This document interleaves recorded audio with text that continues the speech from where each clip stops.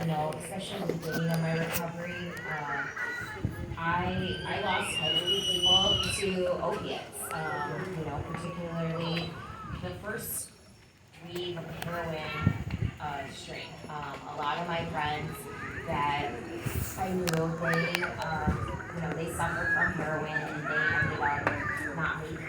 I had several. It was like left and right. People just that I knew, like passing away and not being able to come back. I think the main thing that I really learned from all of that is how to cope with my emotions and stuff. And at the time, it was not very positive because I was turning more and more into my own addiction and kind of lost myself.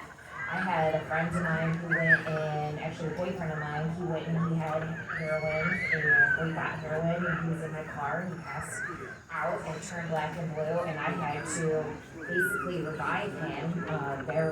The police showed up, and then I was able to give him Narcan and everything, and that was amazing that they brought him to, and he was mad at me, of course.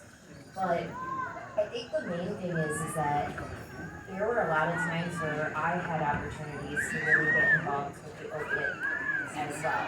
I started off being an alcoholic, and then I started and moved over to harder drugs. I liked uppers, so I got more into crack cocaine, and then cocaine, and then some Adderall and stuff like that. And I think the one thing that I really want to talk about as far as that goes, because we are here for the memorializing people who died from the opiate stuff, is that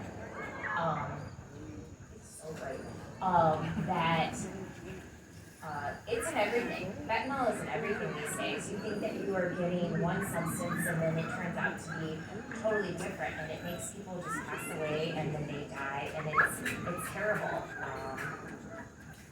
I public speak all the time, but I'm so nervous right now. I don't know why, but I think it's because I feel that I've had the opportunity to come in on the other end of it, just like Alice said, listening. I have an opportunity now to help other people and inspire other people. I work for GrowthWorks as well, and part of my job is to help people with their journey to get out of their addiction and offer them that additional support. And it means everything to me, and it keeps me sober.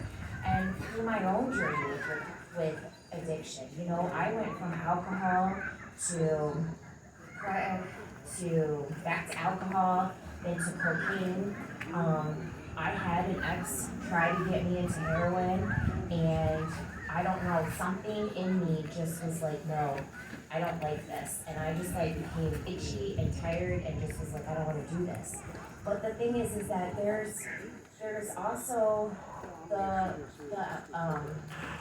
opiates out there, the pain pills and stuff like that people get addicted to. My brother had a friend who he went to high school with, and great guy, went through in the army, he went overseas, and I don't know exactly if he got injured or if he just had the opportunity, but he got into opiates really, really bad. And he came home, he went through different rehabs and stuff like that, and he was starting to get his life back together. He had an amazing female who he was hopefully going to marry. He had a promising future because he turned his life around, and then he slipped. He slipped and he relapsed, like many of us do. There's a lot of people who they start to get it together, you start to see that hope, you start to see them making the progress, getting jobs, getting better into their career, doing all the things that we suggest that they do, go back to work, start to get involved with the recovery community, start to do this. And it's when you start to get complacent, that's when you kind of start to pull away. And I think that's what he started to do. He started to think well, I got this. Maybe I graduated from drugs and alcohol and I could just do it one time. And he did it again, and his family, gave him the option, hey, you can either get sober and, we'll help you and all these things, or, we're done with you. And I know that's hard for any parent to say that to a child, to give them that option, to be it's either this or this. And sometimes, as parents, they have to make that decision. I know my own parents, there were many a times where they're you can go to rehab, or you get out of my house. And I went with option number one. Andrew also went with option number one, and he went to rehab. He left the rehab, went and scored some oxy, thinking that it was just oxy, and it was laced with fentanyl, and he died. And he wasn't Narcan or anything like that. He just passed away and died, and it was very sad. And to see such a promising young man, pass away was completely heartbreaking for anybody who knew him. He had so much to give, so much to live for, and that was just something that was just part of my journey as somebody I lost. Another person I lost prior to Andrew, I was in rehab myself, actually at a three-quarter house out in Brighton, and I had called and reached out to the same ex-boyfriend who offered me heroin, just to see how he was doing, because I knew he was trying to get sober at the time too, so we were just kind of like trying to connect. And he let me know that our mutual friend died from heroin. And I remember being on the phone with him and was like, "What did you say?" And he told me what he said, he repeated himself, and I dropped the phone. And I was like, oh my God. And I was heartbroken, and I didn't know what to do, but all I knew was that I needed to go and be there. So I was able to go and be a part of his funeral. And I remember I had like my 24-hour day coin, and I gave it to my friend because I thought that it would mean something to him, and he kind of like mocks it or whatever. But today, I'm sober, and I'm living a life of recovery. And my friend, unfortunately, has suffered from the mental illness that you do develop over time from too much heroin usage.